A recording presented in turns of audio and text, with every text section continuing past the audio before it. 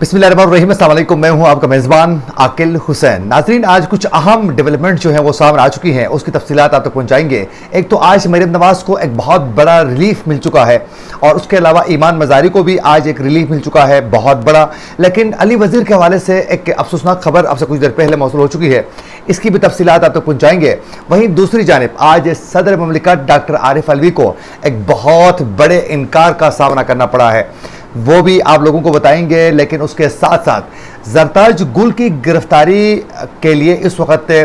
बड़े लेवल पर इस वक्त छापे जो हैं वो बाकायदा शुरू हो चुके हैं। क्या कहानी है, क्यों गिरफ्तार करना चाहते हैं, कौन से करप्शन की दस्तान सामने आ चुकी है, ये भी आज के इस प्रोग्राम में आप लोगों को बताने की पूरी कोशिश करेंगे। नाज़रीन, सबसे पहले आप लोगों को बताते चलें कि आज मरियम नवाज़ को बाकायदा सुप्रीम कोर्ट से एक बहुत बड़ा रिलीफ मिल चुका है। आज सुप्रीम कोर्ट ने रमज़ान शुगर मिल केस में ज़मानत मनसूख करने की जो दरख्वास्त थी उसको वापस लेने की बुनियाद पर आज खारिज कर दी है। और दौरान समाज जो है नए प्रोसिक्यूटर ने अदालत से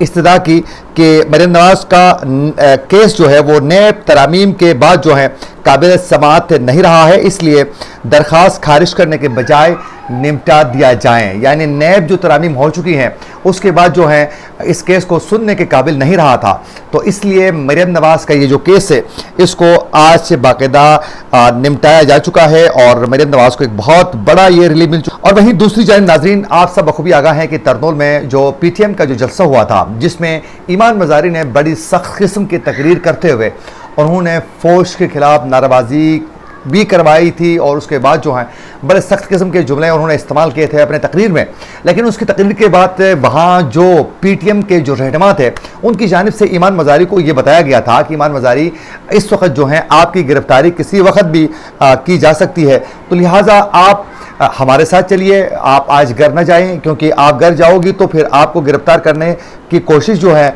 वो की जाएगी, तो लिहाजा आप हमारे साथ चलें ताकि आपको गिरफ्तारी से बचाया जा सके। लेकिन ईमान मज़ारी ने कहा कि नहीं, मैं चली जाऊंगी अपने घर और गिरफ्तार किया जाता है तो देखा जाएगा। लेकिन उसके बाद ईमान मज़ारी को सुबह के वक्त जो है उस घर से गिरफ्तार किया गया और उनकी वालिदा की जानिब से ये इल्ज़ाम सामने आया कि बाकायदा घर के दरवाजे को तोड़कर अंदर आकर ईमान मज़ारी जो सोए हुए सोने के लिए जो कपड़े उन्होंने पहने थी वही कपड़ों में उनको गिरफ्तार करके लेके गए हैं, कपड़े भी चेंज करने का मौका नहीं दिया गया। लेकिन हमने देखा कि जब ईमान मज़ारी को अदालत के सामने जब पेश किया जा रहा था तो ईमान मज़ारी ने अदालत के अंदर ही कमरे जो कमरे अदालत थे उससे बाहर अदालत के अहाते के अंदर ही सीढ़ियाँ चढ़ते हुए उन्होंने एक बार फिर वो नाराबाजी की जिसको बुनियाद बनाकर उनको गिरफ्तार किया जा चुका था। लेकिन ईमान मज़ारी को गिरफ्तार करने के बाद अदालत पेश किया गया और उनका जिस्मानी रिमांड जो है वो हासिल करने के बाद जब आज उनको अदालत में पेश किया गया तो ईमान मज़ारी के वकील की जानिब से ये मौक़िफ़ अपनाया गया कि उनको बुलंद तरीके से खुल के बोलने पर उसको न तो जेल किया जा सकता है और न ही मज़ीद सज़ा दी जा सकती है, लिहाजा ईमान मज़ारी को रिलीफ फराहम की जाए। तो उस पर ईमान मज़ारी की जो ज़मानत है वो मंजूर करके उनको रिहा किया जा चुका है। लेकिन अली वज़ीर के हवाले से अफसोसनाक खबर ये मौसूल हो चुकी है कि अली वज़ीर भी उनके साथ ही थे, उनको भी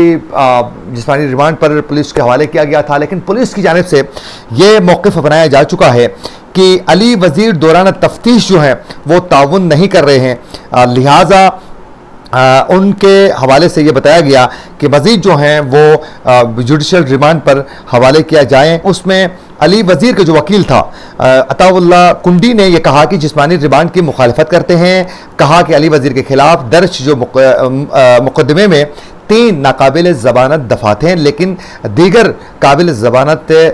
है और रैली के शुरका में कोई भी हो सकता है और उससे अली वज़ीर का कोई लेना देना नहीं है, वो कुछ भी कर सकते हैं। मगर कोई जलाओ गिराओ कोई भी अगर नुकसान पहुंचाया जाता है सरकारी अमलाक को भी तो उसका अली वज़ीर के साथ कोई लेना देना नहीं है, तो लिहाजा अली वज़ीर को मज़ीद तंग न किया जाए। और ये उनके वकील की जानिब से कहा गया कि अली वज़ीर से क्या उगलवाना चाहते हैं मज़ीद। नाज़रीन, अली वज़ीर को जो है वो 14 रोज़ा जिस्मानी रिमांड पर अडियाला जेल जो है वो मुंतकिल किया जा चुका है और अली वज़ीर अब यकीनन उनको गिरफ्तार करने के बाद, इससे पहले भी उनको कई दफ़ा गिरफ्तार किया जा चुका है अली वज़ीर को, और अली वज़ीर से बारहा रिक्वेस्ट की गई है कि आप पीटीएम को छोड़ दें, आपको रिलीफ फराहम करेंगे, आपको मुख्तलिफ केसेस में छूट मिलेगी और बहुत से मामला पर आपके साथ ताउन किया जाएगा। लेकिन अली वज़ीर ने अपने मौक़िफ़ के साथ उन्होंने डटे रहे, उन्होंने कोई कंप्रोमाइज़ नहीं किया। तब जो है उनकी रिहाई नामुमकिन हो चुकी थी, लेकिन बाद में उसको रिहा किया गया जब उसका टेन्योर टाइम जो है वो ख़त्म हो चुका था जेल का, तो उसके बाद उनको रिहा किया गया। लेकिन आज दोबारा 14 रोज़ा जिस्मानी रिमांड पर उनको जुडिशल रिमांड पर बाकायदा जो है अडियाला जेल मुंतकिल किया जा चुका है और अब जो है देखना होगा कि आगे क्या हो। नाज़रीन, आज सदर ममलिकत डॉक्टर आरिफ अलवी को एक बहुत बड़े इनकार का सामना करना पड़ा है। इनकार ये उनको सामना करना पड़ा है कि आज प्रिंसिपल सेक्रेटरी हटाने के लिए सदर ममलिकत के अहकामात की तकमील न हो सकी है। इलेक्शन कमीशन की इजाज़त के बगैर पोस्टिंग तबादले हो सकते हैं, न हुकूमत पर सदर की दरख्वास्त लाजिम है। और उसके अलावा नाजरीन, जो 22 ग्रेड की जो ऑफिसर हुमेरा अहमद ने सदर ममलिकत डॉक्टर आरिफ अलवी की प्रिंसिपल सेक्रेटरी की हैसियत से खदमात सरंजाम देने से साफ इनकार किया है, क्योंकि सदर की जानिब से बाकायदे कहा गया था कि हुमेरा अहमद जो हैं उसको प्रिंसिपल सेक्रेटरी के तौर पर तैनात किया जाए और यह रिक्वेस्ट की गई थी, बाकायदे बताया गया था। लेकिन इन्होंने साफ इनकार किया कि मैं सदर के साथ कोई काम करना नहीं चाहती हूँ। और सदर अलवी ने पीर को, आपको पता है कि प्रिंसिपल सेक्रेटरी को बाकायदा वज़ीर आज़म के सईद केसर हुसैन शाह से कहा था कि उनके प्रिंसिपल सेक्रेटरी वकार अहमद को हटाया जाए, और वकार अहमद को हटाने के बाद फिर हुमेरा अहमद की तैनाती के हवाले से बताया गया था, लेकिन उनकी जानिब से साफ साफ इनकार आ चुका है। और एक ज़राई के मुताबिक ये है कि पीर की शाम को आकर बताया गया कि सदर की खिदमात के अहकामात की तकमील नहीं हो सकी, क्योंकि सदर ने यह रास्ता अपने सियासी महरिकात और हुकूमती अहदेदारों को सियाने की को अपने कंट्रोल में रखने के लिए अपने ख्वाहिशात की तकमील करने की कोशिश पर यह सब कुछ उन्होंने किया है, तो लिहाजा ये मुमकिन नहीं है। और वकार अहमद एक अच्छे ऑफिसर हैं, ये बताया गया, और उसके हवाले से जो मौक़िफ़ अपनाया गया है वो अफसोसनाक है। तो लिहाजा ये आज सदर डॉक्टर आरिफ अलवी को साफ इनकार का सामना करना पड़ा है। हुमेरा अहमद, जिसका हवाले से उन्होंने खुद कहा था कि ये दे दें, लेकिन उन्होंने ही साफ इनकार कर लिया। अच्छा नाजरीन, आज की आखिरी और सबसे बड़ी खबर यह है कि तहरीक इंसाफ की रहनुमा साबिक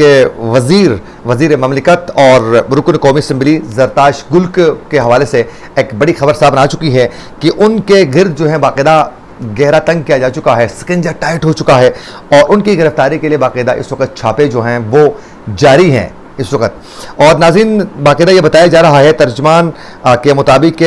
कि इस वक्त एंटी करप्शन के तर्जुमान के मुताबिक बाकायदा ये जो इस वक्त छापे मार रहे हैं, ये एंटी करप्शन की जानिब से ये बाकायदा छापे इस वक्त जारी हैं। और ये बताया जा रहा है कि ज़रताश गुल की गिरफ्तारी के खुसूसी टीम जो है वो बाकायदा तश्कील दी गई है, और बाकायदा ये बताया जा रहा है कि शेरी असफंद जुनैद की जानिब से ज़रताश गुल और उनके शोहर हमायून पर एक संगीन किस्म के करप्शन के इल्ज़ाम लगाए जा चुके हैं। और ज़रताश गुल और उनके शोहर पर इल्ज़ाम है कि उन्होंने मुख्तलिफ तरक्याती जो मनसूबे थे, जो काम थे, उसमें 10% वसूल करने का बाकायदा उनके ऊपर एक इल्ज़ाम है। और ये बताया गया है कि CD3 स्कीमों में गपलों की बाकायदा निशानदही हो चुकी है, और वो बाकायदा 10% हर काम में वो हिस्सा लेते थे, तरक्याती कामों में, मुख्तलिफ ठेकों में, और इस तरह लूट का एक बाजार जो है वो गर्म था। ये बताया जा रहा है कि बाकायदा एंटी करप्शन की जो टीम है वो साबिक वज़ीर ममलिकत ज़रताश गुल की गिरफ्तारी के लिए बाकायदा इस वक्त उनकी रिहाइशगाह पर भी बाकायदा छापा एक दफ़ा मारा था, लेकिन ज़रताश गुल वहाँ मौजूद नहीं थी, जिसकी वजह से उनकी गिरफ्तारी मुमकिन नहीं हुई है। तो इस वक्त बाकायदा टीम तश्कील देकर इस वक्त उनकी गिरफ्तारी को यकीनी बनाने की कोशिशें जो हैं वो तेज़ की जा चुकी हैं। तो ये आने वाले वक्त में किसी वक्त भी ज़रताश गुल को गिरफ्तार किया जा सकता है। और नाज़रीन, आज की मीडिया की ज़ीनत रहने वाली जो खबर थी, अफसोसनाक भी इसको कह सकते हैं कि बटग्राम में चेयर लिफ्ट पर फंसने वाले जो 8 अफराद थे, उनमें से 2 को इस वक्त खुदा का लाख लाख शुक्र उनको बखैर आफियत जो है वो रेस्क्यू किया गया है। लेकिन बाकी इस वक्त रेस्क्यू का अमल जो है बाकायदा जारी है, और अब जो हेलीकॉप्टर के ज़रिए 2 बंदों को रेस्क्यू किया गया था, बाकियों को ज़मीनी कोशिशों से ही उनको वापस रेस्क्यू करने की कोशिशें जो हैं वो तेज़ की जा चुकी हैं। रात के अंधेरे में भी इस वक्त रेस्क्यू का जो अमल है वो जारी है। काफ़ी टाइम हो चुका है, सुबह के 6 बजे से लेकर अभी तक वो वहाँ मौजूद हैं, और यकीनन वो इस वक्त खौफ के साथ साथ जो हैं भूख के आलम में ही मौजूद हैं, क्योंकि सुबह के 6 बजे से लेकर अब तक जो हैं वो मुसलसल 12 से 14 घंटे जो हैं वो इस वक्त अंदर ही मौजूद हैं, बल्कि 14 घंटे से ज़्यादा हो चुका है टाइम। तो खैर इस वक्त ऑपरेशन जारी हैं, और हम परवरदिगार से ये दुआ गो है कि परवरदिगार उन तमाम फंसे हुए जितने भी लोग हैं उनको बखैर व आफियत उनके घर पहुँचाएँ और उनके घर वालों को खुशी नसीब करें। इसी के साथ अपने मेज़बान आकिल हुसैन को दीजिए इजाज़त। अल्लाह ने के बाद।